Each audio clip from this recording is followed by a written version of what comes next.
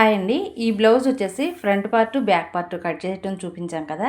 ఇది మీటర్ ముక్క. దీంట్లోనే మనం ఎలా అడ్జస్ట్ చేసుకుంటాం అనేది. ఇది ఫ్రంట్ పార్ట్ బ్యాక్ పార్ట్. ఈ సైడ్ని పెట్టేస్తే ఇదిగోండి ఫ్రంట్ పార్ట్ బ్యాక్ పార్ట్ తీసినప్పుడు సైడ్ అంటే క్లాత్ ఉంది కదా, ఇది మనకి క్రాస్ బెల్ట్లకి ఉపయోగపడుతుంది. ఈ చిన్న ముక్కలు అయితే ఉపయోగపడవు. ఇప్పుడు హ్యాండ్ని ఎలా కట్ చేయొచ్చు అనేది ఈ వీడియోలో చూపిస్తున్నానండి. ఇది 2 ఫోల్డింగ్స్ మీద ఉంది కదా మనకి. ఇప్పుడు దీన్ని ఇట్లా ఆపోజిట్ సైడ్ వేసామంటే అప్పుడు 4 ఫోల్డింగ్స్ అవుతాయి. ఇదిగోండి ఇవి 2. అప్పుడు రెండు చేతులు ఒకసారి కట్ చేయటం అన్నమాట. ఇట్లా ఎక్స్ప్లెయినింగ్ ఎందుకు చెప్తున్నాను అంటే ఎవరికైనా తెలుస్తుంది మామూలుగా కటింగ్ ఉన్న తెలిసిన వాళ్ళకి. కాకపోతే కొత్తగా చూస్తున్న వాళ్ళకి వాళ్ళు ఈ కటింగ్ చూసి నేర్చుకుంటున్నట్లయితే అర్థం అవుతుందని చేస్తున్నానండి. ఇప్పుడు ఇది నార్మల్ బ్లౌజ్ కాబట్టి కింద పట్టీ కోసం పావించు, అంటే పట్టీ చేతి పని చేయడం కోసమని ఒక పావించు ఫోల్డ్ చేసి స్ట్రైట్ కుట్టు వేసేస్తాం కదా, అందుకు పావించు. ఇంకా మనం చేతి పని చేయడానికి ఫోల్డింగ్ చేస్తాం కాబట్టి ఇది క్లాత్ ఎక్కువ ఉంది కాబట్టి నేను ఒకటిన్నర అంటే సెంటీమీటర్ 1.5 cm అని అదే సెంటీమీటర్స్ అనేది పెడుతున్నానండి హైట్. దీనిలోనే మనకి ఖర్చులు కూడా వచ్చేస్తాయి, సరిపోతుంది. ఇదిగోండి ఇక్కడ వరకు ఫస్ట్ గీత వచ్చేసి మనకి ఫోల్డింగ్ కోసం, తర్వాత చేతి పని పైన మనం కొంచెం వదిలాం కదా, అది వచ్చేసి ఖర్చులు. అంటే ఫ్రంట్ పార్ట్ బ్యాక్ పార్ట్కి జాయింట్ చేస్తాం కదా, ఆ జాయింట్కి ఖర్చులు అనమాట. హ్యాండ్ పూర్తి పొడవు వచ్చేసి 7.5. ఇక్కడ ఈ 7.5 తీసేసుకున్నాం కాబట్టి మనం ఇంకా ఖర్చులు అనేది ఎక్స్ట్రా పెట్టట్లేదనమాట. ఇది సేమ్ 7.5ని ఇక్కడికి ఒక గీత గీస్తున్నాను. అంటే ఇది ఒక బాక్స్ మాత్రం హ్యాండ్ డౌన్ ఎలాగూ అని అర్థం అవటం కోసం అని చెప్పి మనం హ్యాండ్ అనేది ఈ క్లాత్లో మాత్రం తీసుకుంటున్నాం, ఈ బాక్స్లో మాత్రం తీసుకుంటున్నాం అని మీకు చెప్తున్నానండి. ఇప్పుడు చేతి లూజ్ చూద్దామా. ఒక్కొక్కరికి ఒక్కొక్కలాగా ఉంటుందండి. అంటే మనకి ఆది బ్లౌజు ప్రకారమే ఉంటుంది కదా, ఆ ప్రకారం చూస్తున్నాను నేను. ఇప్పుడు డౌన్ వచ్చేసి నేను 3.5గా పెడుతున్నాను. ఎందుకంటే వీళ్ళ హ్యాండ్ రౌండ్ అనేది కొంచెం ఎక్కువే ఉంది కాబట్టి 3.5గా పెడుతున్నాను. ఈ 3.5 అనేది అందరికీ ఒకటేనా అంటే కాదండి. చిన్నపిల్లలకైతే 2, 2.5, 2.5 అలా ఎలా అయితే పెడుతూ ఉంటామో అలాగే పెద్దవాళ్ళకంటే ఆర్మ్ రౌండ్ని బట్టి మనం పెంచుతూ ఉంటాం అనమాట. ఇక్కడ చేతి లూజ్ వచ్చేసి 7.5గా ఉంది. అలాగే చంక లూజ్ వచ్చేసి ఇంకొంచెం ఎక్కువ ఉంది కాబట్టి నేను 3.5 అనేది డౌన్ తీసుకున్నాను అనమాట. ఇప్పుడు చంక లూజ్ దగ్గర మనం ఎంతవరకు పెడుతున్నామంటే 7.8గా పెడుతున్నాను. చంక లూజ్ అనేది సరిపోతుంది.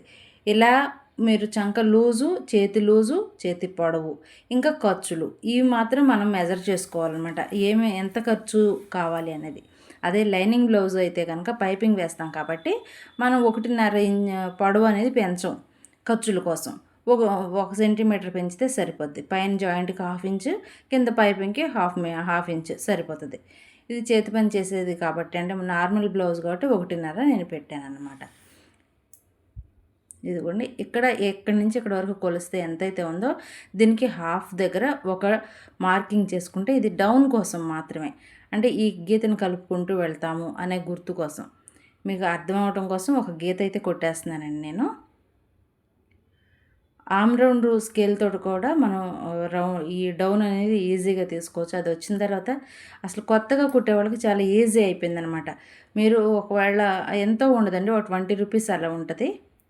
ఈ షోల్డర్ మీద నుంచి 1 ఇంచి, అలాగే చంక డౌన్ దగ్గర ఒక 1/2 ఇంచ్ మార్కింగ్ చేసుకున్నాం కదా. ఇప్పుడు ఈ 1 ఇంచ్ దగ్గర నుండి కొంచెం కొంచెంగా డౌన్గా ఇట్లా ఈ గీతని మధ్యలోకి వెళ్తూ ఆ 1/2 ఇంచ్ దగ్గరికి కలిసిపోవాలన్నమాట. ఇది ఈజీ మెథడ్ అండి. మనకి ఇప్పుడు ఆమ్ రౌండ్ స్కేల్ వస్తుంది, ఇంకా yellow scale only arm round మాత్రమే వస్తుంది.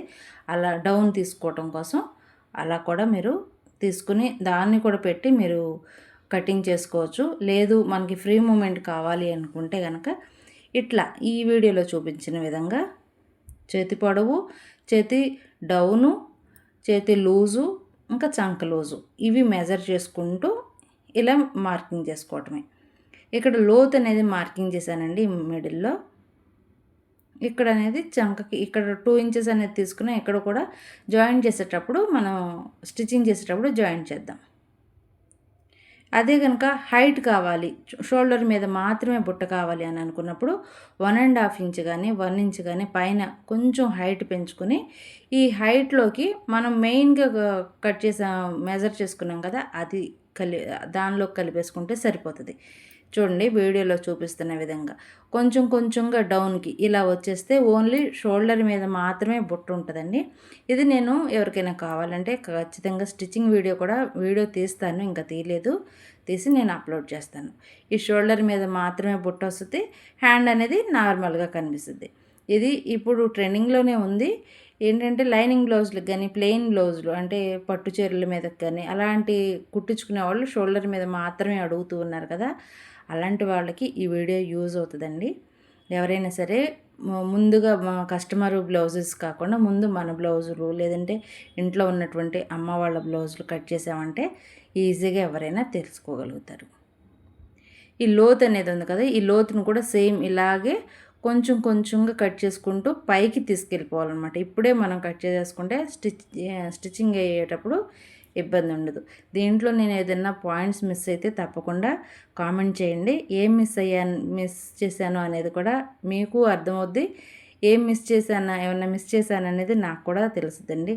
మన సబ్స్క్రైబర్స్ మన ఛానల్ని చూస్తున్నారు, ఎంతవరకు వెళ్తుంది అనేది కూడా ఒక అవగాహన ఉంటుంది. అందుకోసమని కామెంట్ చేయండి అని అడుగుతూ ఉన్నానండి. ఇది స్టిచ్చింగ్ అయిపోయిన తర్వాత తప్పకుండా వీడియోని షేర్ చేస్తాను. డబుల్ పైపింగ్ తోటి బ్లౌజ్ అడిగారండి. ఈ స్టిచ్చింగ్ అయిపోగానే నెక్స్ట్ వీడియోగా అదే అప్లోడ్ చేస్తాను. ఇక్కడ షోల్డర్ జాయింట్ అయితే షోల్డర్ మీద మాత్రమే బుట్ట వస్తుంది అనమాట. బాగా బుట్టగా కూడా కనిపించదండి, బాగుంటుంది. ఒకసారి ట్రై చేయండి.